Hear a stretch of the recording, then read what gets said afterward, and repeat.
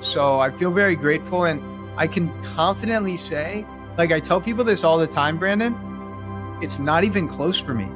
The most transformative, life-changing experience is sitting with Aya, because I would not be where I am today. I would not be doing what I'm doing. I would not be this aligned with my passions, with my purpose. And for that, I'm so grateful. And that's, again, just another reason why I'll always be an advocate for this medicine when it's done in a respectful, intentional way. Welcome to the Awakened Leader Podcast, transformative stories with plant medicine by One Heart. In each episode, we'll speak one-on-one with high-performing, heart-centered leaders and conscious creators. We'll go deep on how their lives have been transformed from their work with sacred psychedelic plant medicine within our unique One Heart container. You'll hear stories from CEOs, changemakers, and creatives on their experience. Learn how these moments have propelled them to elevate their life and the lives of those around them.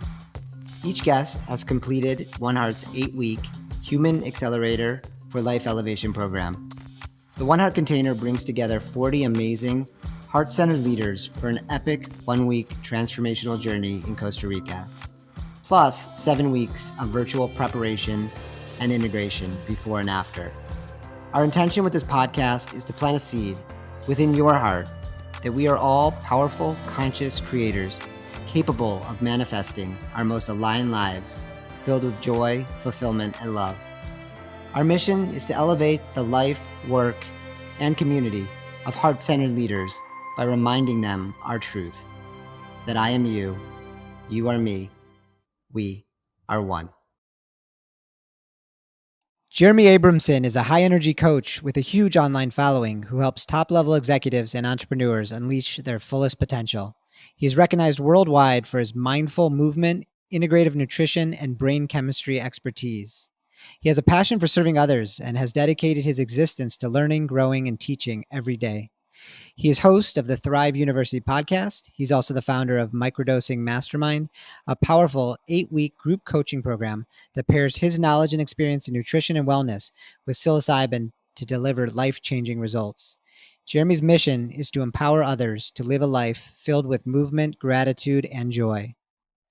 In this conversation, Jeremy and I talk about the power of asking for support and the challenge most leaders face having to ask. How his microdosing mastermind leverages lessons from One Heart. The gift of fully feeling our connection to our ancestors. How ayahuasca helped align Jeremy with his purpose and passion around microdosing. The life-changing gift he's experienced supporting his parents, and so many other stories that may be in service to you. Now please enjoy this episode with Jeremy Abramson. What's up, Jeremy Abramson? One of my good friends from Miami and One Heart Tribe member. So grateful to have you on our podcast. I actually was recently on your podcast, which is coming out soon. Super excited to see that, and grateful to have you here. Yes, man. I'm so excited to be here. So excited to connect with you again, and really happy that you guys started this podcast.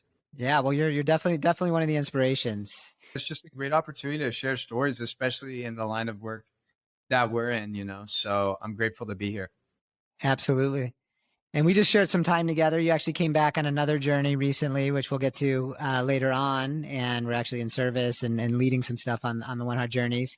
But it was so amazing seeing you, just how lit up you are. I know like all the things are kind of firing for you in your career and life and things that are really happening, and excited to get there. Where I'd love to start off and where I normally start off in these podcasts is really getting to understand where you were at before you came on your first One Heart journey, which was journey 7. We're approaching journey 15 soon. And, but you were originally on our journey 7, which I think was just after COVID. It was October 2020. October 2020. Yeah. So just about 2 years ago. So maybe you can paint a little picture of like what was going on for you when you signed up for that journey, maybe your intentions coming in, and then we can talk more there. So ever since you and Barry created One Heart and this incredible container of transformation, I knew I wanted to get involved in some capacity and join on a journey. And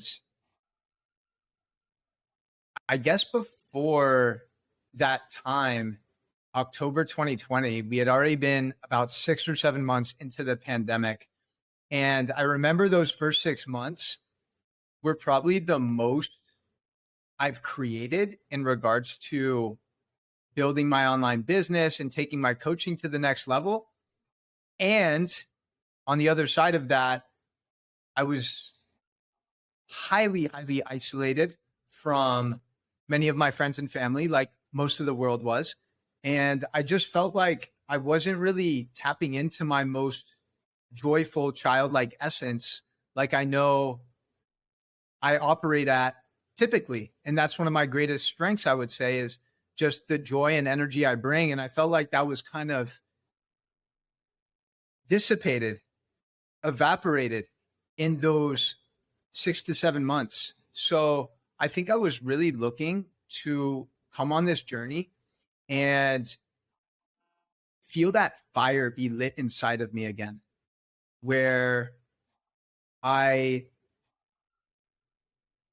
came to recognize my gifts, my strengths, align myself with my purpose, my dharma. And in addition to that, I wanted to also align myself with other growth oriented leaders because I also felt like that was something lacking in my life at the time. I felt like I was just doing a lot of things on my own.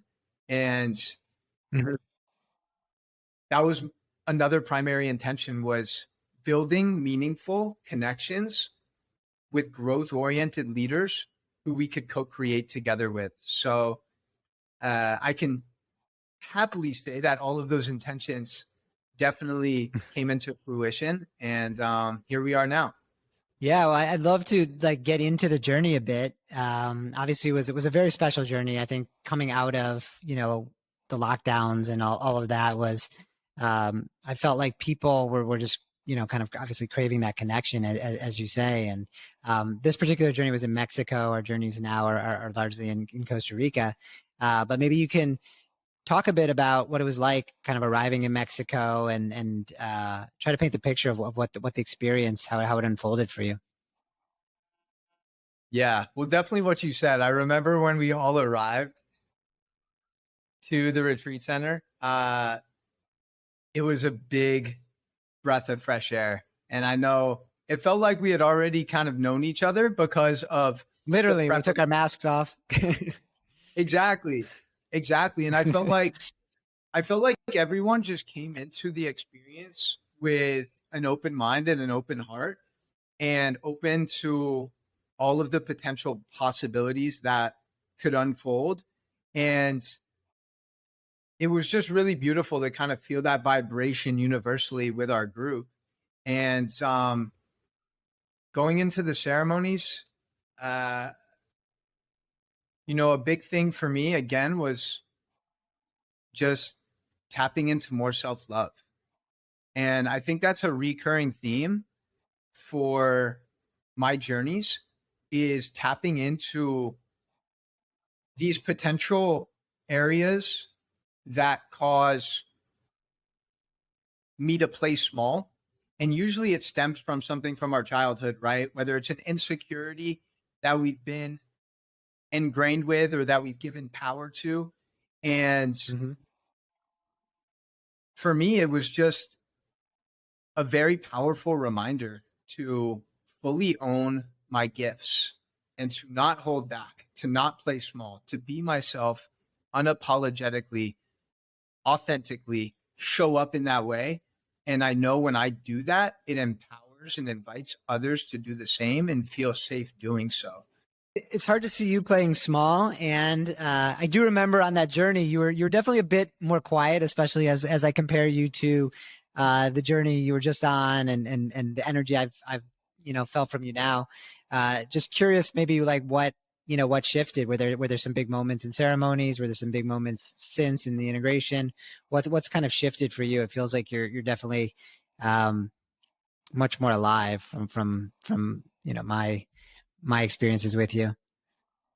I mean, I think it all goes back to self-love, right? Like when you start to remove some of those barriers and blockages, it opens up space.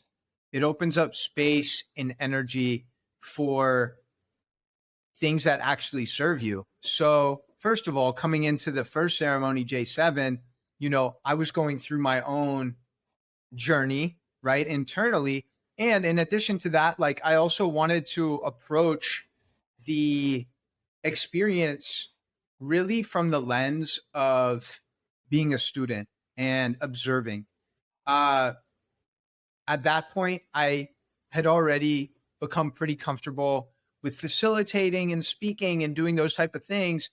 And while I was still going to commit to doing that when I felt called to, I also wanted to take a step back and really work on receiving and listening to others who are going through their experiences. And then fast forward, to a couple months ago, J14, uh, first of all, I'm facilitating, right? So one of my roles is also holding space, bringing that energy, and really being that strong foundation that others can lean on.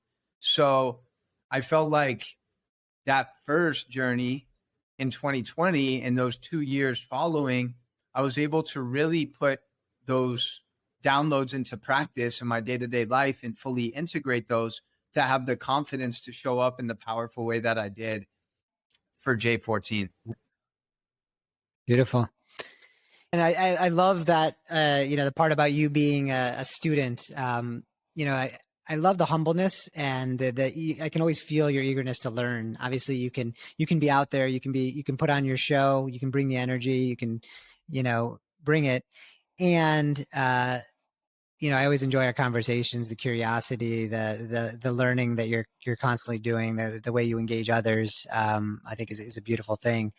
And definitely something I've respected in you. Appreciate it, bro. I received that fully.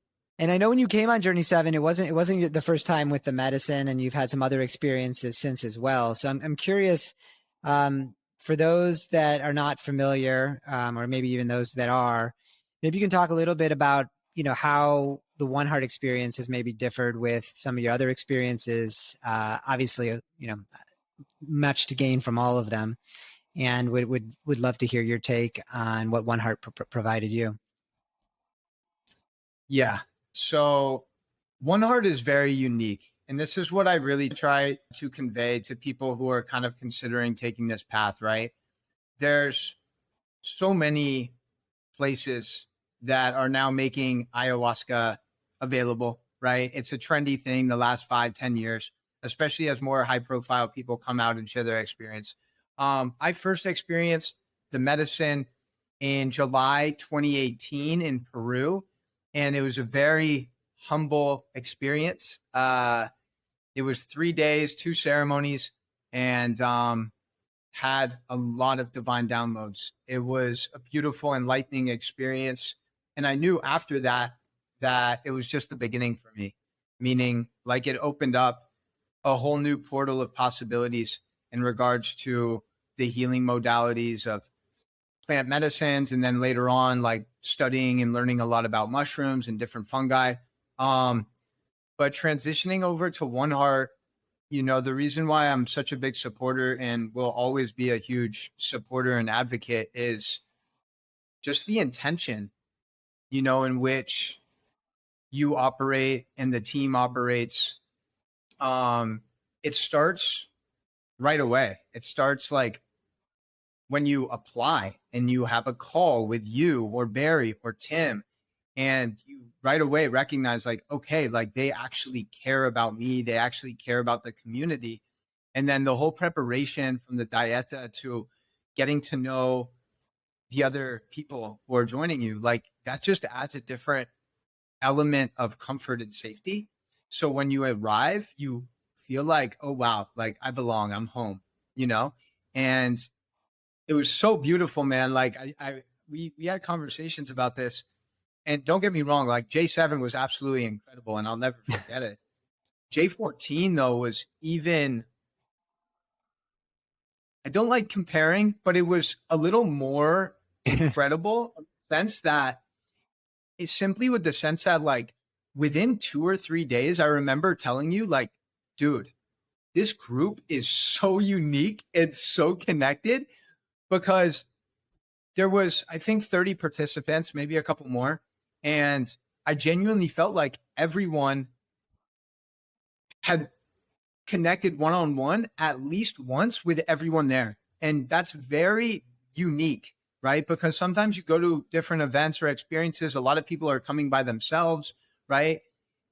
And you feel a little ostracized. Like One Heart just, that's not even possible, right? And it's beautiful how connected we get and how meaningful those connections are. It's the complete opposite of surface level, which is usually how society operates. When we connect with someone, we just want to know, hey, what's your name? What do you do? What value can I extract from you? Right. But with One Heart, you're really understanding and getting to know people's heart, their story, their intentions. And that's just one of the many things that makes it special.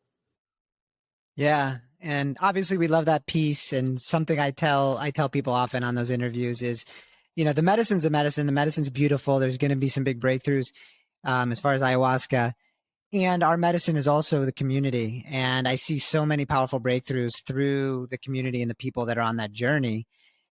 Just the way that people get to be loved in ways oftentimes they've never been loved. They've never had friends like that. Their family like that.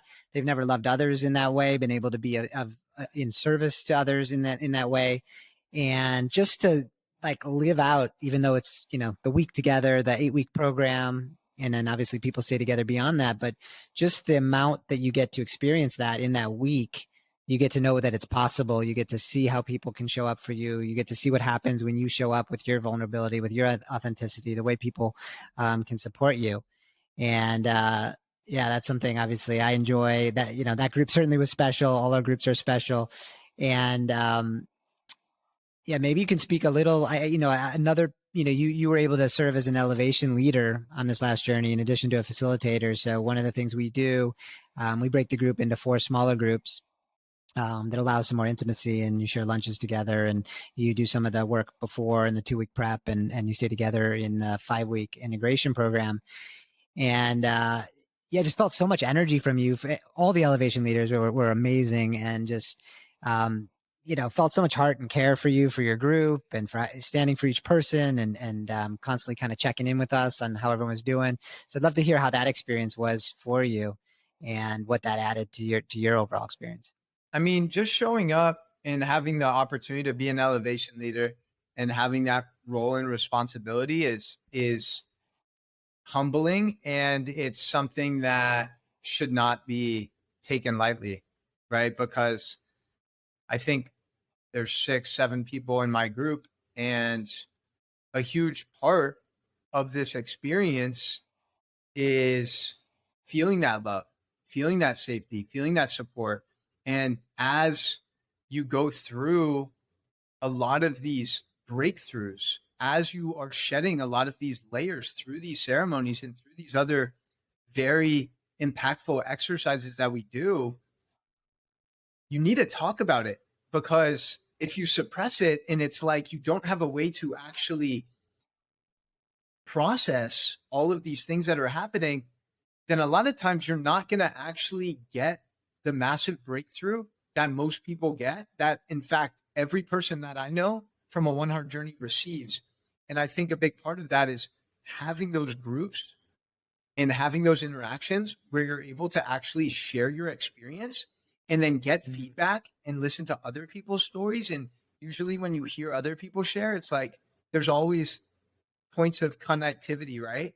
So for me, it was just leading by example, sharing openly and vulnerably kind of like what I'm experiencing, and just opening up that container and letting everyone know like that there's nothing off limits here.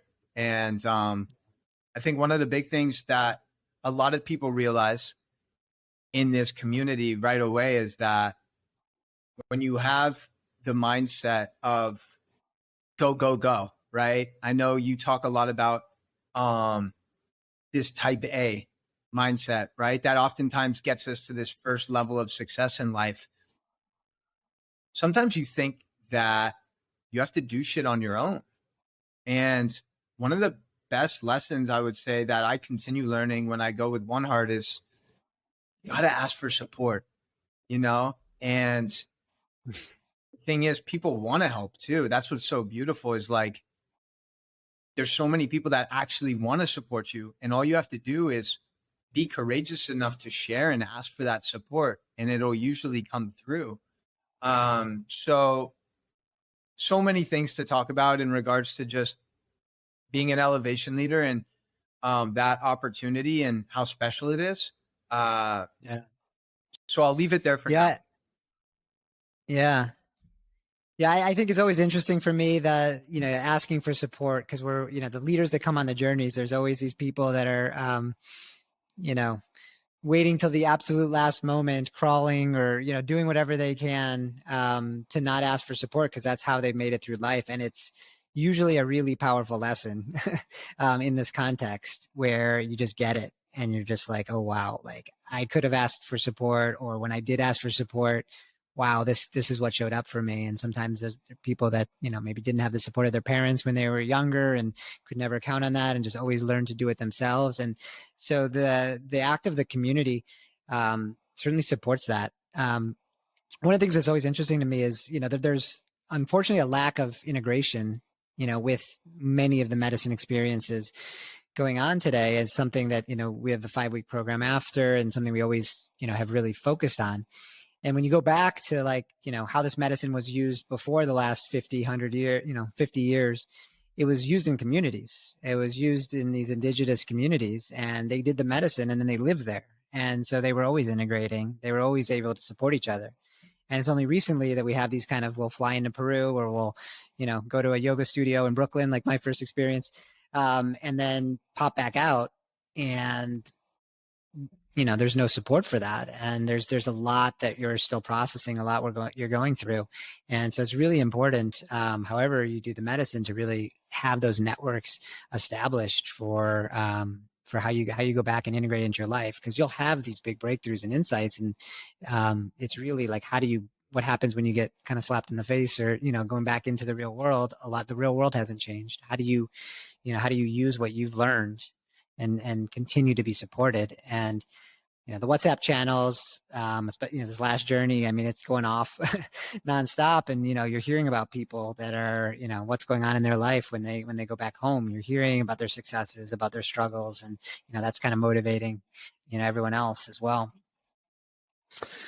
Yeah. So yeah, I would love to get in and hear a little more about maybe your biggest breakthrough on any of your journeys with the medicine.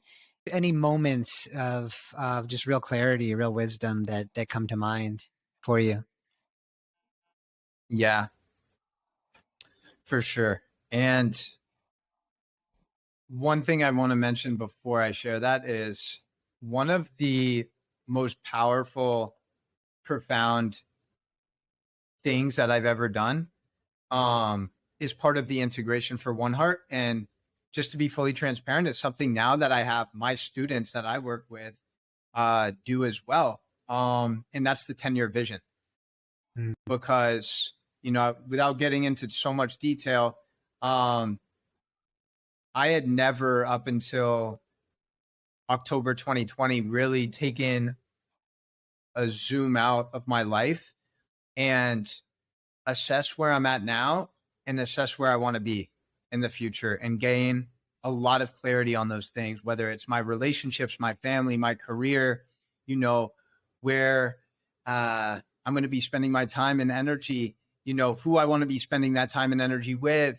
So creating that 10-year vision is one of the most profound things that I've ever done. And actually, this whole week, I've been waking up at 6 a.m. and I've been spending the first 90 minutes on updating my vision.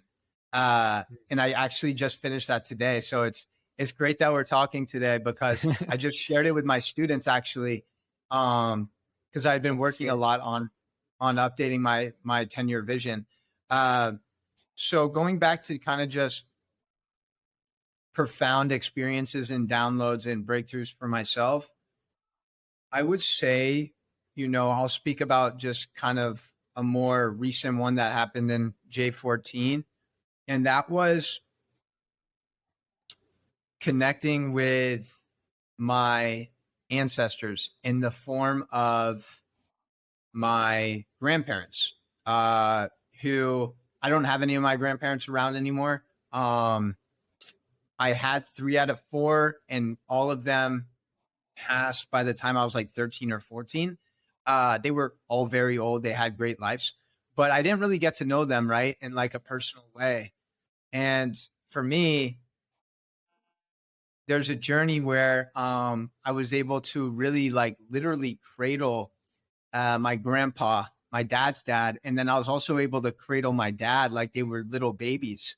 And basically, I realized that neither one of them had a real childhood.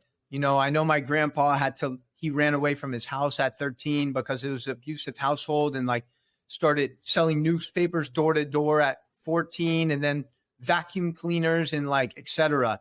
And then, my dad, not so dissimilar. I mean, he'll tell you he had a fine childhood, but like, I know more about that. And, it was really a message for me, like, wow, I'm so grateful for the opportunity that I've been gifted, that, my parents and my grandparents and then my other ancestors gave me the opportunity to experience. And I just don't want to take this opportunity for granted. And it really just reminded me also to just enjoy life and not take things so serious, and to continue embodying that childlike energy, and giving permission to others to do the same. And yeah, it was really beautiful. That was the first time I connected with them in that type of way. And My grandparents died at a pretty young age for me as well. And I think, with this medicine, one of the realizations is just, you just really realize how much of everything that they've done all these lifetimes before have put us into this place where we are right now. And, a lot of times we're kind of living, thinking we're this individual being, and, you literally have these lifetimes before us that all set us up for the moment we're in now. And it's such a powerful gift to be able to really feel that fully. and what's powerful about that is also, and you see it a lot on the journeys, right? Is I'm fortunate enough to have great relationships with both of my parents, right? I know a majority of people aren't in that position. And a lot of people are holding on to anger, guilt, resentment, about whether it's their parents, sibling, a former partner. And, when you're carrying that weight with you constantly, it's such a burden. And a lot of times you don't even recognize, because it becomes so second nature in your subconscious mind. And you just think it's normal to feel those things. And when you're able to kind of have that perspective of some of your loved ones' struggles, pains, experiences, traumas, then you start to cultivate compassion. And then you start to practice forgiveness. And then you start to cultivate love and connection. And that's why I think you see so many people, you see so many families like really accelerate that healing journey with this medicine. And that's so beautiful to witness. It's so beautiful to witness that. Yeah, I always love those stories of kind of the rekindled people literally on journey or right after journey, reaching out to a parent in a new way, or that they haven't spoken to in a long while, or someone in their lives. And yeah, always beautiful to watch those reconnections. Well, I'd love to chat more about, some of the stuff you have going on right now. Obviously, you've been busy, been opening up, really, really following through on your mission. One of the things that, I always appreciate about you is the passion you have for your mission, and the impact that you have in this world. And I can just feel that when you speak of it. So we'd love to hear more about, that mission, the impact that you're looking to have, and maybe you can share how you've been able to bring that through. For sure. Thanks for asking. So I'll backtrack a little bit, right? So, for the last 8 years, I've really been on that pursuit of human optimization, growth, just becoming the best version of myself in every facet. And that journey really started with fitness and movement. And then as I started working with a lot of high level athletes in that respect, I became more curious and obsessed, quite frankly, about serving them at a higher level. So I started to study more about nutrition, about biohacking, things like cold exposure, thermogenesis, hormone optimization, right? And how we can control our lifestyle to improve these different areas of our life and perform and show up at the highest level.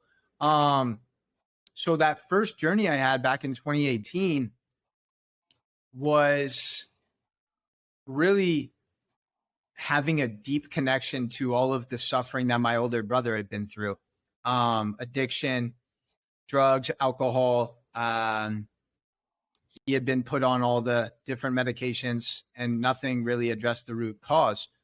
And as soon as I kind of felt the power of this medicine, first of all, I reached out to my brother at like 3 a.m. in Peru. And I just told him, like, bro, I love you unconditionally. Like, no matter what, nothing, that has happened in the past matters to me. So I just want you to know that. And from that point, really made it a mission to rekindle those relationships, and kind of take ownership, honestly, of my entire family. Because my mom and dad never had access to this stuff. And I took it as my responsibility to really bring everyone closer together and have access to the best tools. And then fast forward, I also learned, again, the power of these plant medicines. And then I started to study mushrooms more. And it started off with lion's mane and cordyceps, these functional mushrooms that have been used in Chinese medicine for thousands of years to really optimize our brain health, our cognition, our energy, our endurance. And as I went down that rabbit hole, I learned about microdosing, and that was about 3 years ago. At this point, I was coaching a lot of executives and entrepreneurs one-on-one, just optimizing their health and energy levels and productivity and focus and flow state and all of those things. I started microdosing, and right away I saw just incredible levels of flow state, presence, creativity within myself. And I was like, wow, let me see how this thing continues going. And within a few months, I was like, I need to start sharing this with the people close to me, because this is clearly very powerful. I had done all my research on the neuroscience, the contraindications, the side effects, which there really aren't if you're a healthy person, and the safety of it and the efficacy. So I started working on just sourcing from the best places and then sharing it with some of my one-on-one clients. And they were all just getting a ton of value from it. So much value from it. And about 2 years ago, so a year after sharing it with them, I was like, I kind of want to start sharing this like more openly. I know it's still technically illegal, but I feel like I can't hold all this in. Like, these stories are absolutely so transformational. So I started just sharing a couple videos at the time on TikTok, and one of them just went crazy viral. It had like 6 million views, and so many people started reaching out to me. Hey, I can relate to this story. I've been on antidepressants for the last decade, or I'm addicted to Adderall, or I can't stop drinking alcohol, all of these things, right? And things just started to blow up very organically. And I wanted to implement this medicine into what I do, because I felt such a strong connection to it. And I saw the impact it was making, and I saw the lives it was saving, quite frankly. So kind of fast forward to today, we have the Microdosing Mastermind, which honestly is a product of the last 10 years of work that I've done on myself and with my clients. But honestly, it's been influenced by, my mentors, by One Heart for sure. It's an 8-week experience where we implement the medicine, and we implement a lot of tools and habits to reprogram the subconscious and just become the most healthy, healed, happy version of ourselves. And it's been just beautiful to see kind of the evolution and the growth and the different stories. So for me right now, that's my primary mission, is just continuing to serve in that way, growing it. We now have a coaching academy that we have 12 coaches who are all former students in the mastermind. And now they're actually working with students and supporting others, similar to kind of like an elevation leader, which is really special. And, continuing to create meaningful experiences in person, the podcast, the content creation, and yeah, just a lot of exciting things in the works. So I feel very grateful, and I can confidently say, like I tell people this all the time, Brandon, when they ask me, like, there's still a lot of stigmas and mysterious culture about ayahuasca. People see documentaries or what have you, but I tell people all the time, it's not even close for me. The most single transformative, life-changing experience of my life is sitting with Aya, because I would not be where I am today. I would not be doing what I'm doing. I would not be this aligned with my passions, with my purpose. And for that, I'm so grateful. And that's, again, just another reason why I'll always be an advocate for this medicine when it's done in a respectful, intentional way. Yeah. I believe your dad is a neurologist. Is that correct? Yeah. Yeah. Well, I'm curious, how does he feel about these medicines and this work? I don't know if he's experienced it, or obviously he's been able to view it through you. Curious what your relationship is with your dad and that. Yeah, that's a great question. So, after I had my first experience four plus years ago, and I mentioned this to my parents, it was, my dad was still practicing at that time. My dad retired about 2.5 years ago, right before COVID. Perfect timing for him. So it was kind of like, don't ask, don't tell. Like, my dad didn't really want to know about it. And I felt, you're my dad, you're my best friend. Like, I'm just going to tell you, I'm going to share with you, because I'd rather not suppress and hold it back. Right. Like, it's not a secret, and, so that's kind of how it started with my dad, because unfortunately, not due to any fault of his own, he was still kind of indoctrinated by the Western medicine model, right?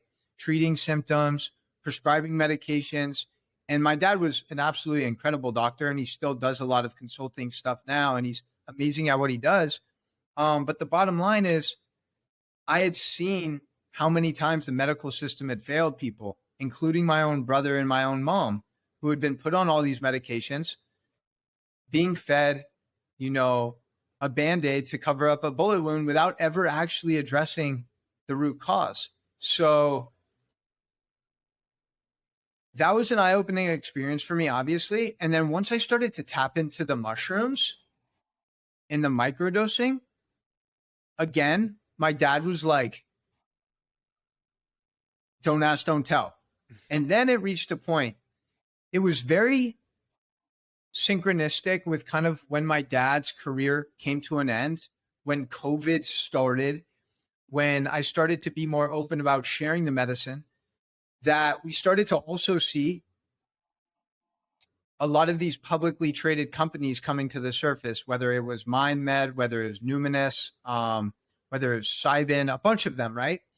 And I just realized that the way that my dad operates is analytical, critical thinking, right? So I was like, you know what? If my dad's not going to listen to me, I'm going to show him articles. I'm going to show him studies. I'm going to show him truths and facts about how powerful this medicine is. And my dad slowly started to open up to the idea that this is actually a powerful healing modality. My dad also started to, I invited him to some of our community calls with my students, and my dad would witness absolutely incredible breakthroughs. And at that point, it's like, once you see something, you can't unsee it. And fast forward to today, I'm very, very grateful. he co-signed my mom starting a microdosing protocol, which we started about a month ago. And my mom's been able to safely wean off some of her meds, and she's feeling very stable. She's feeling like her old self. And that's the greatest gift I could ever ask. You know, I've helped many people improve their health and improve their life. And to be able to do it with my own family is like just the cherry on top. That means the world. Yeah, that's beautiful. And yeah, I know the impact and the work you're doing. So I'm glad that they're getting to experience that now and really, be able to know what you're putting out there and how you're serving. And that's what it's all about, B. That's what it's all about. And I'm just very grateful. And my dad is super, super like, you know, my dad's very, very proud of me. And he's very supportive of everything we're doing. And he's become more awake to the corrupt nature of healthcare in America, which is actually just sick care. So I won't go off on too much of a tangent in that respect. I was gonna ask, I think we're winding down. I was gonna ask for your lightning round. I always enjoy your videos on the foods and medicines and you know the things not to do. What's your top five for people out there of things to really really watch out for? Okay, perfect. I actually let me. So number one, I think this will all be words that begin with S, so people can remember. Number one, you want to avoid sitting. Your body is designed to move, and your body's designed to dance and play. Yes, Brandon, get your ass up. So yeah, just sitting is not what we're designed to do. Don't get me wrong. Like when you eat a meal with your loved ones, like sure, sit.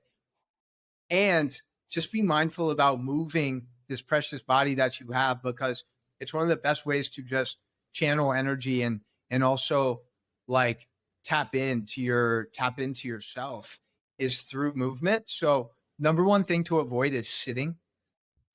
Number two, we will go to seed oils, your favorite. So, you know, in Costa Rica, I think you guys just have overall a more healthy, holistic lifestyle. You're not exposed to a lot of the contaminants that we are in America.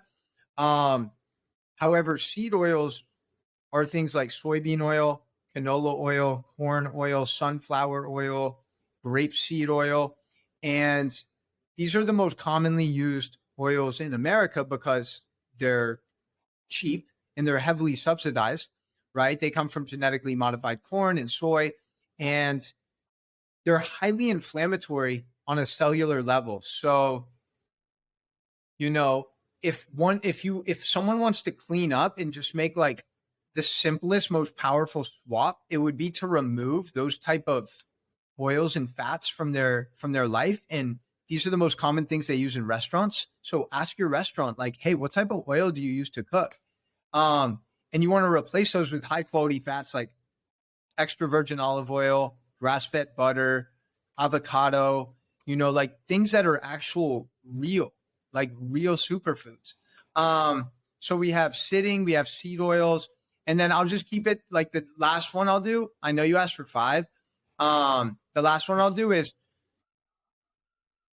sugar, but more so than sugar is artificial sweeteners like sucralose, aspartame, high fructose corn syrup. Yes, they don't have calories, and that's because they are chemically made in a lab. They're designed to keep you very addicted to these different foods that aren't really foods, but they're highly addictive. They're sweeter than sugar, and they cause a lot of inflammation on our guts.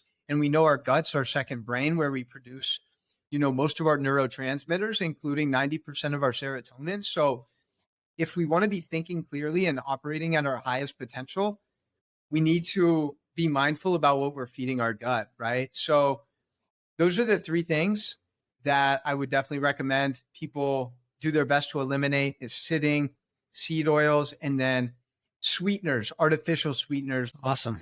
Thank you. Yeah, I think one of the things that often occurs with these journeys, with this medicine, is we start to open up a little bit more and start to see how a lot of things we didn't question before that are in our foods, in our medicines, the way our healthcare is treated.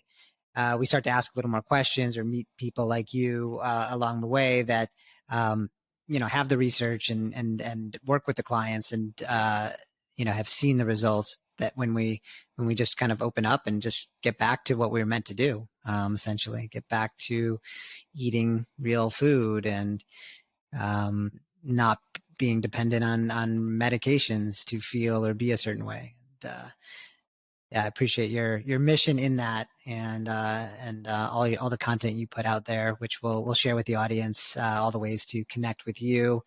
Thank you, brother. Yeah, it's fun. It's just like sharing my truth and sharing things that, hopefully bring value to people. And I'm very grateful for, the community, of course, in person with One Heart and online that we've cultivated. The last two S's, by the way, before we sign off, number one is smoking, which most people are aware of. But really vaping, like vaping has become so popular and accepted by culture. And vaping, in my opinion, is going to be found to be more destructive than any other type of smoking, in terms of cigarettes and stuff like that.